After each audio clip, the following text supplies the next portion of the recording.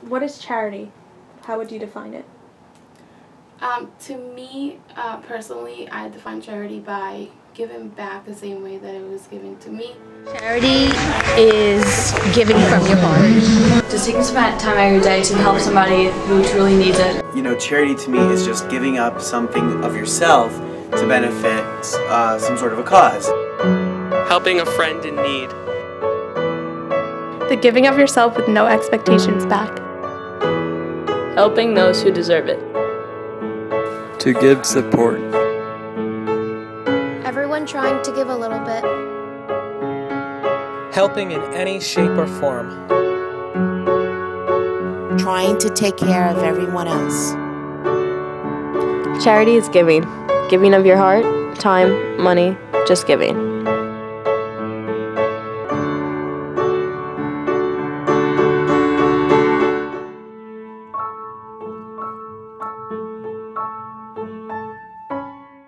I feel like if you volunteer, I mean, unless people do it, I don't think they realize it, but you feel better. And somebody told me a long time ago that you ask somebody that's really busy and they always find the time, and it's true. Like, you know, you can always find time to help people. I think it just makes everybody feel better. It makes you feel like you're doing something for the world. I am Nancy Mazzola. I am president and founder of the Marcie Mazzola Foundation, and I am Marcie's stepmother. Our family created the foundation 10 years ago after Marcie died in a car accident. She was only 21 years old, and she was a really incredible person. When Marcie died, she was involved in a civil lawsuit, and it was against a school bus driver who had sexually assaulted her when she was a child. After Marcie died, her attorney contacted us and told us that it was going to be next to impossible for him to win the suit because Marcie was no longer there to receive any settlement. Marcie had planned to donate her entire settlement, if the case was won, to help abused and at-risk children. When we heard that, we convinced the attorney to continue with the case, and he did, and the case was won. And although Marcie was not there to see justice served, gave our family the incentive to carry on and to help children in Marcie's name. Our mission is to help better the lives of abused and at-risk children and increase community awareness about the needs of children. We host numerous fundraising events throughout the year, and the proceeds we dedicate to organizations that have the same or similar mission as the foundation. We also feel that it's just as important for every dollar to raise as much awareness as we can, because many people don't realize that there is so much need across the world, across the country, and in our own backyards here on Long Island. There are many children in many ways that need our help. Primarily, the number one thing volunteers do is to get the word out about the Marcie Mazzola Foundation. We say if each person does a little bit, collectively it adds up to a lot, and that's how we've been very successful. It's all about passionate people, because the people that do for the Marcie Mazzola Foundation, the things that they do, they're passionate and they think about all the children that they can possibly be helping. They're not being paid. And most of the people have families, they've got full-time jobs, they have a lot of things going on in their lives, and they still find many hours to dedicate to our organization. All of our events, we make sure that there is a good, happy, positive theme so that everyone leaves feeling good about participating in whatever the event was. Before all of our events, it's very hectic and a lot of work has to get done, but right before is when I get really emotional and realize the impact of what Marcie and her life and what we've tried to carry on and how it does, whether it's large or small, make a difference. Rise to your marks! I feel love all the time, all around me, all the time. I feel love all the time, all around me, all the time. I feel love all the time. I feel elated. The hill was difficult, but once you get to the top and you see that finish line, all worries are gone, shoulders relaxed. We rocked! Overall, it was a great time. Oh, good. It's awesome. It's an awesome day.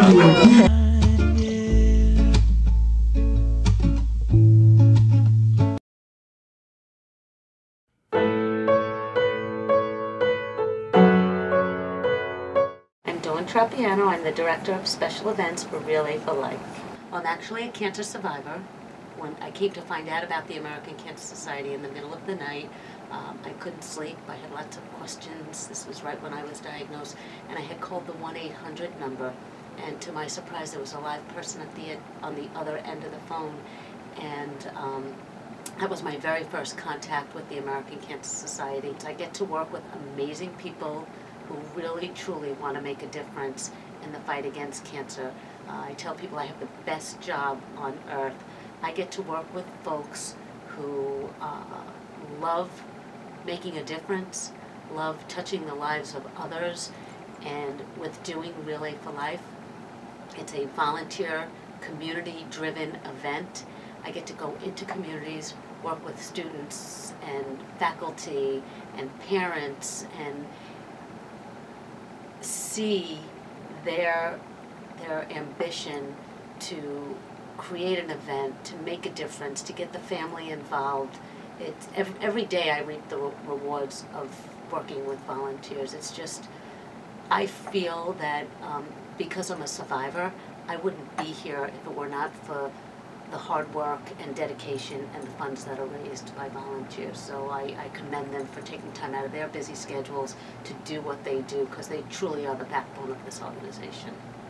It's really interesting when you come into a community and you meet people that have never been involved in the event in Relay for Life. They have no idea what it's all about. They think, oh, we're going to start teams and we're going to sleep overnight and it's going to be a big camp out.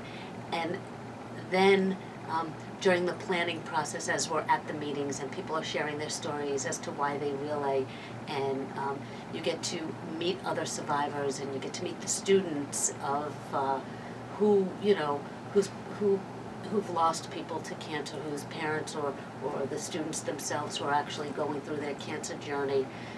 It's just incredible to come into a community and promote the mission and all the wonderful things that we do, and let them know about the services that are available to them through the American Cancer Society that perhaps they never knew were available. And even if we just reach out to one person, one student, one parent who goes tells somebody else to go to the doctor or quit smoking, it's a trickle effect. I think that during opening ceremonies of Relay for Life tells a lot about why we're there and what we're doing, but it's not until that all-inspiring survivor lap, as you know, it's as survivors gather on the track and they take that first lap around and all the friends and family members are actually standing there applauding them, that it truly sinks in and you see how many people you touch and what a difference you're making in that community. And then to see everybody throughout the course of the evening participate and stick around for the luminaria ceremony, and the lights dim and all the bags illuminate around the track in honor of or in memory of a loved one, you know at that point in time that everybody that's there at that event is inspired, and it's giving them hope, and you just hope that they'll walk away with an experience that is going to make them just want to come back again and do more and tell their friends and just become part of the Relay phenomenon. It wouldn't be an organization if we didn't have volunteers, because volunteers are the voice of the American Cancer Society. We're a volunteer-based organization. We rely on our volunteers to get the word out, to share their stories, to encourage and give hope to others, to want to make a difference in the fight against cancer.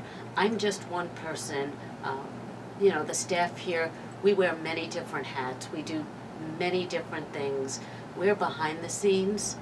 Our volunteers are the face of the American Cancer Society, and without them, we wouldn't be able to fulfill our mission.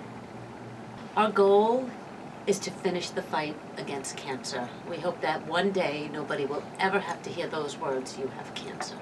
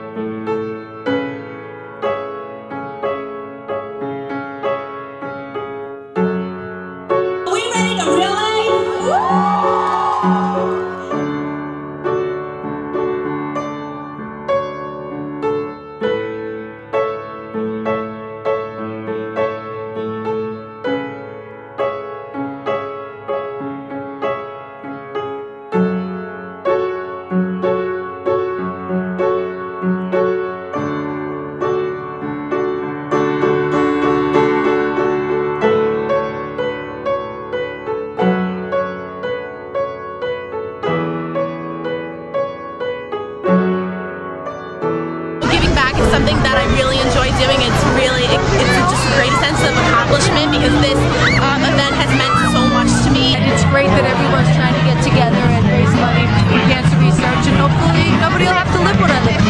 It means a lot that I know that both myself and other people around me are dealing with the same situations, and that we could all come together for something that's so uplifting and awesome here. Knowing that the money I raise here helps someone feel beautiful and feel more confident about themselves, really, it just touches my heart.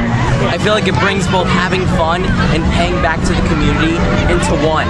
You know, in a weird kind of way, having cancer made me realize how wonderful everyone was.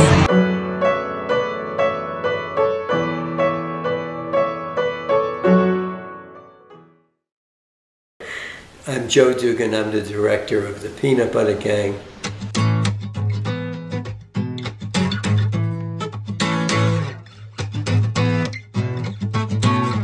You're going to make sandwiches, you're going to put peanut butter on both slices of bread, a spoonful of jelly in the middle, clap it together, and they get put into baggies.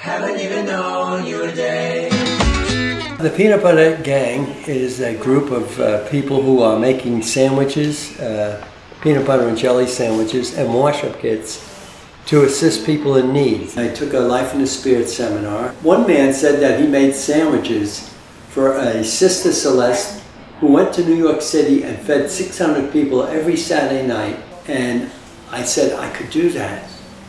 But then a voice in me, within me said, who's going to help you? So I asked a few people if they would help me. A Life in the Spirit seminar, people gave me $37. And the church gave me a room to make the sandwiches in. So the first week we made 200 bologna and cheese sandwiches. But after that week we had no more money. So we had to get some government surplus peanut butter. We kicked in about $10, we bought bread, and we made 200 peanut butter and jelly sandwiches. And at that time, there was only 6 of us. One of the fellas said, if I win at Lotto, I'm going to give you the money.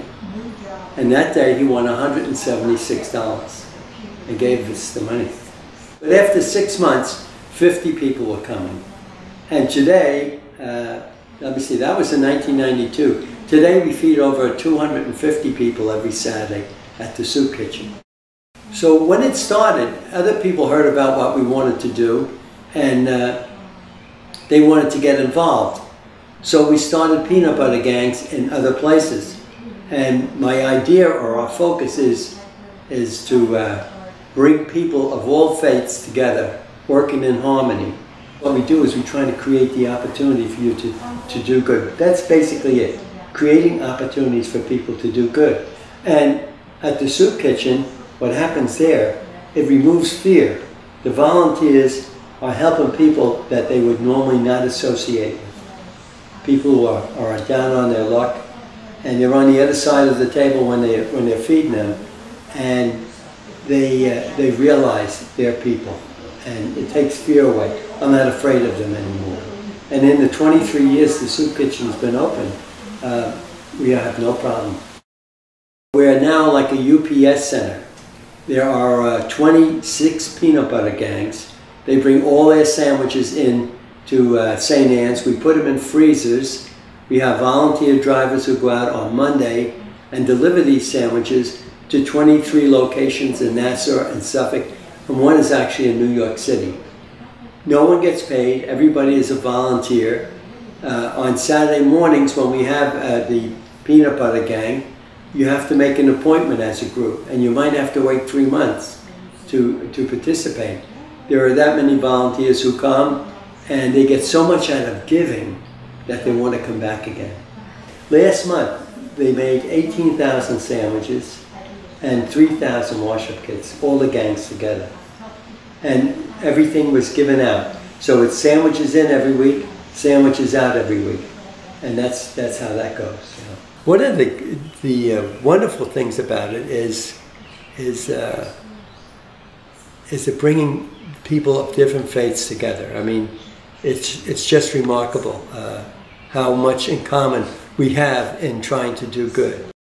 Volunteer work means a lot to me because it means you're helping the community and you're helping people who don't have a chance at all this other stuff. So when you volunteer, you're offering to make somebody else's life a better place. So it's really important to volunteer so you can give what you have to other people. Well, it's just nice to give back to the community. You know, there's a lot of unfortunate people that can't make ends meet, so we're trying to promote goodwill to everybody, and it's an opportunity to show our youth that it's important to take care of the people in your community that are less fortunate, so it's a good thing to do.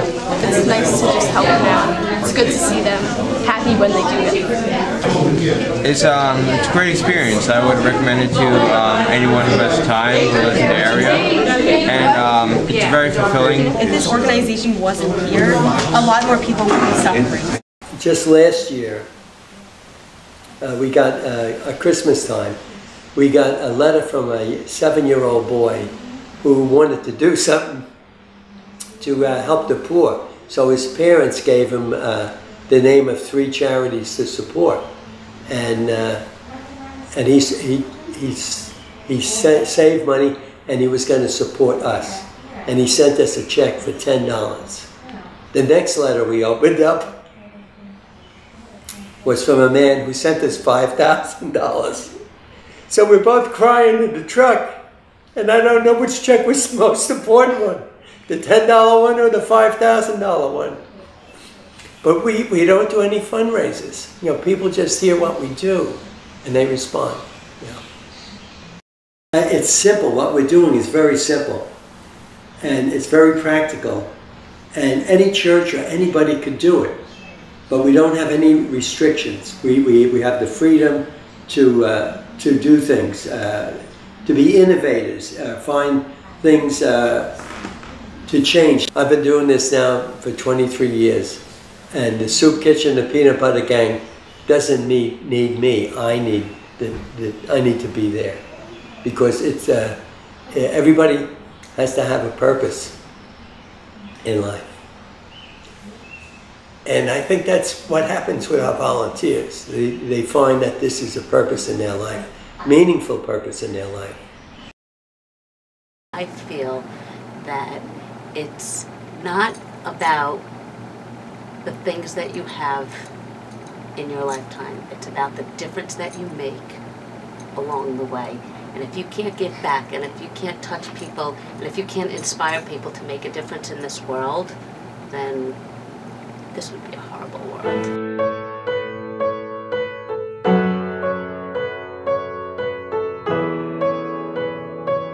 The volunteers who have given so much of themselves to make this event happen.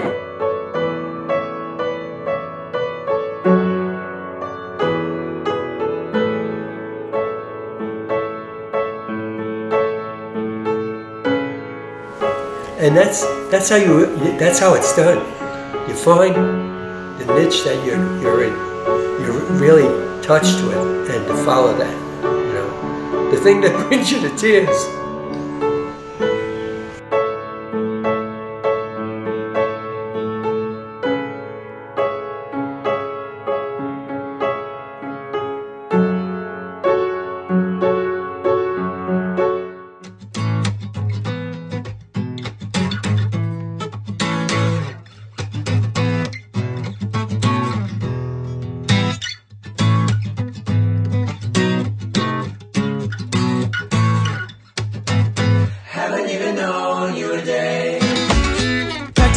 Socks and sneakers and dress shoes just in case.